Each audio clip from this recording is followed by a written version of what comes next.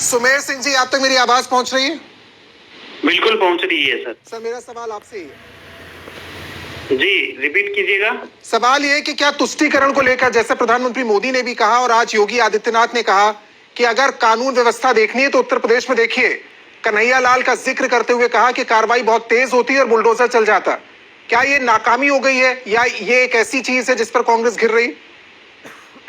नहीं, दरअसल क्या होता है कि जिस जिस राज्य के अंदर या जिस जिस स्टेट के अंदर भारतीय जनता पार्टी को ये लगता है कि अब उनकी हार नजदीक ही है, मतलब राजस्थान में और कोई मुद्दा नहीं मिला, इसके अलावा आप देखिएगा जहां पे भी उनको लगता है कि भारतीय जनता पार्टी की करारी हार होने वाली है, वहां ये तुष्टीकरण की राजनीति करने खुद मैं तो यूं कहूं नरेंद्र मोदी जी और खुद ये लोग तुष्टीकरण की राजनीति पे उतर आते हैं। अब बहरहाल इन लोगों ने ये कहा कि हम लोगों ने बुलडोजर चला दिया।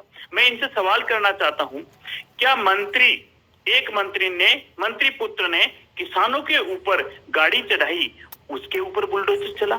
क्या उसकी गाड़ी के ऊपर बुलडोजर चला? बीच में रोक रहा हूं। आपने जो पहली पंक्ति बोली है वो बहुत बेहतर है कि जब ऐसे मुद्दे जिस पर जनता से आप विश्वास ना ले सके, तब अगर आप दूसरे मुद्दे बोलते हैं तो आप तुष्टीकरण या फिर सांप्रदायिक ध्रुवीकरण के जरिए वोट बटोरना चाहते हैं। बिल्कुल, भारतीय जनता पार्टी मध्य प्रदेश में मैं आपको बताऊं क्या हो रहा है। यही कथनी है। मध्य प्रदेश में आरोप लग रहा है कि कांग्रेस पार्टी के, मैं आरोप क्या, खरगोन से जो कांग्रेस के प्रत्याशी हैं रवि जोशी, उनकी सभा में 2 मिनट के लिए मौन रखा गया फिलिस्तीन के लिए।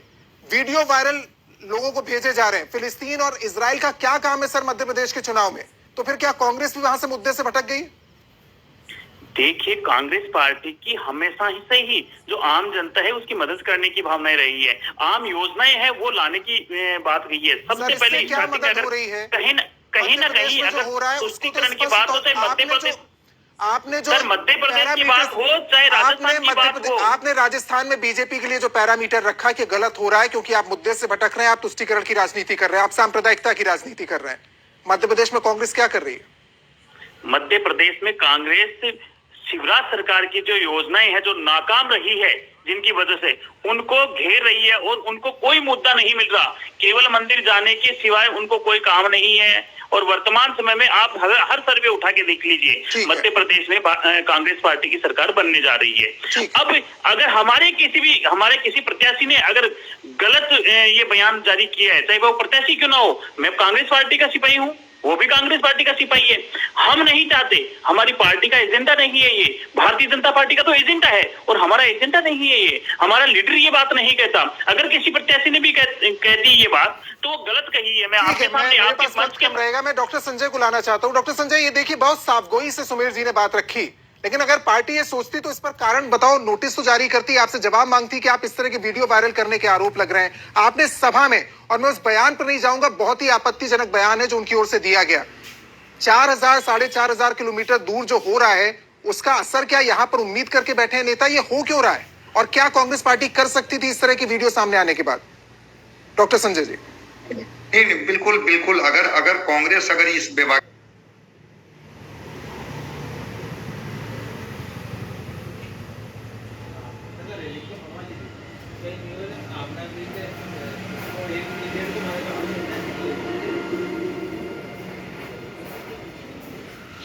से कहती है कि मैं ध्रुवीकरण में विश्वास नहीं करता हूं, मैं तुष्टीकरण में विश्वास नहीं करता हूं, फिर इस मौन किस बात की? अगर फिलिस्तीन में यहां से इतनी दूर वो घटना घट रही है और इजराइल और फिलिस्तीन का जो मामला है उसमें हमास कहीं ना कहीं से एक आतंकवादी संगठन के तौर पर वो खड़ा है बीच में, तो फिर ये कांग्रेस किसको मैसेज देने की कोशिश कर रही है? और अगर नहीं कोशिश कर रही है तो कांग्रेस एक्शन ले कि भाई आपने किससे परमिशन लेकर के, अगर आपके मैनिफेस्टो में कोई इस तरह की बात नहीं है तो फिर आप किसको कनेक्ट करना चाह रहे हैं और किसने आपको परमिशन दिया?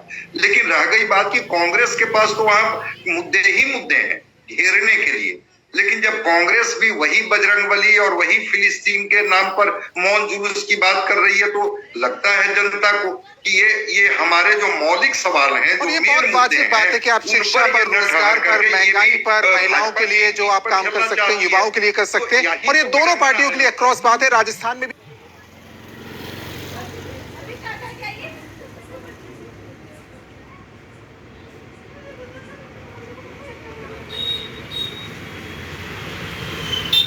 देखने को मिल रहा है, मध्य प्रदेश में देखने को मिल रहा है।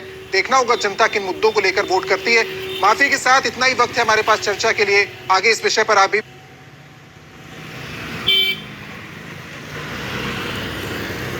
चर्चा होगी। फिलहाल शुक्रिया आपका हमारे साथ इस चर्चा में जुड़ने के लिए।